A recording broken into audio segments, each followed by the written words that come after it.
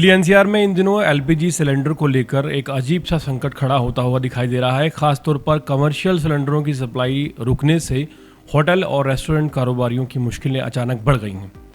दिल्ली के कई होटल और एसोसिएशन ने ये साफ चेतावनी दी है कि अगले 2 दिनों में कमर्शियल सिलेंडर की सप्लाई सामान्य अगर ना हुई तो शहर में तकरीबन 50% रेस्टोरेंट बंद होने की नौबत आ सकती है। दरअसल दिल्ली और आसपास के इलाकों में कमर्शियल गैस सिलेंडर की सप्लाई पिछले कुछ दिनों से प्रभावित बताई जा रही है। कई गैस एजेंसियों के बाहर लंबी कतारें लग रही हैं, जहां होटल और ढाबा चलाने वाले कारोबारी घंटों तक सिलेंडर के इंतजार में खड़े दिखाई दे रहे हैं। कई जगहों पर यह भी शिकायत सामने आई है कि कमर्शियल सिलेंडर ब्लैक मार्केट में ज़्यादा कीमत पर धड़ल्ले से बेचे जा रहे हैं। होटल और रेस्टोरेंट मालिकों का ये साफ कहना है कि उनका पूरा कारोबार गैस सिलेंडर यानी कि एलपीजी गैस सिलेंडर पर निर्भर करता है। अगर किचन में गैस नहीं होगी तो खाना कैसे बनेगा और ग्राहकों को कैसे परोसा जाएगा। दिल्ली के कई छोटे रेस्टोरेंट मालिकों का कहना है कि उनके पास बामुश्किल 1 या 2 दिन का गैस स्टॉक बचा है। अगर नई सप्लाई नहीं मिली तो मजबूरन दुकान बंद करनी पड़ेगी। दूसरी तरफ सरकार का दावा है कि एलपीजी को लेकर किसी भी तरह की घबराने वाली स्थिति नहीं है। पेट्रोलियम मंत्रालय का कहना है कि घरेलू उपभोक्ताओं के लिए गैस की सप्लाई पूरी तरह से सुरक्षित है और किसी भी गैस की कमी किसी को नहीं होने दी जाएगी। सरकार का ये भी कहना है कि देश में एलपीजी का करीब 2 साल का पर्याप्त स्टॉक मौजूद है, लेकिन आम लोगों को चिंता करने की ज़रूरत नहीं है। हालांकि सरकार ने घरेलू उपभोक्ताओं को प्राथमिकता देने का फैसला किया है।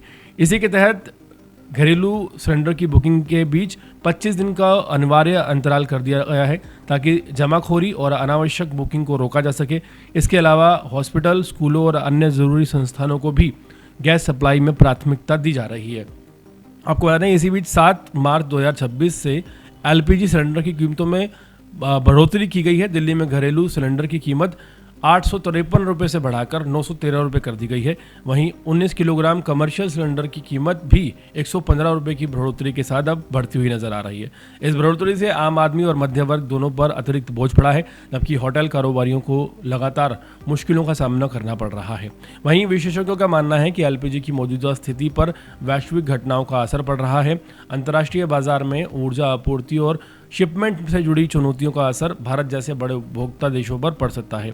हालांकि सरकार हालात को संभालने के लिए आपातकालीन जो शक्ति हैं उनका इस्तेमाल करते हुए रिफाइनरी को एलपीजी उत्पाद 10% बढ़ाने के निर्देश पहले ही दे चुकी है। फिलहाल दिल्ली में स्थिति ये है कि एक तरफ रेस्टोरेंट और होटल कारोबारी गैस की कमी से परेशान नजर आ रहे हैं और दूसरी तरफ सरकार भरोसा दिला रही है कि देश में एलपीजी का पर्याप्त भंडार मौजूद है और जल्द ही सप्लाई सामान्य हो जाएगी। आने वाले कुछ दिनों में इस संकट को लेकर और भी समस्याएं सामने आ सकती हैं, या फिर ये जो एक टेम्परेरी इशू खड़ा हुआ है ये सोल्व हो जाएगा, ये देखना दिलचस्प होगा। लेकिन फिलहाल अगर बात की जाए पाइपलाइन गैस की, तो जो एलपीजी गैस पाइपलाइन से आती थी उसमें भी 100% जो सप्लाई है वो नज़र नहीं आ रही। कहीं 70%, कहीं 60%, तो कहीं 80% देखी जा रही है, जो कि एक और बड़ा चिंता का विषय बनता जा रहा है।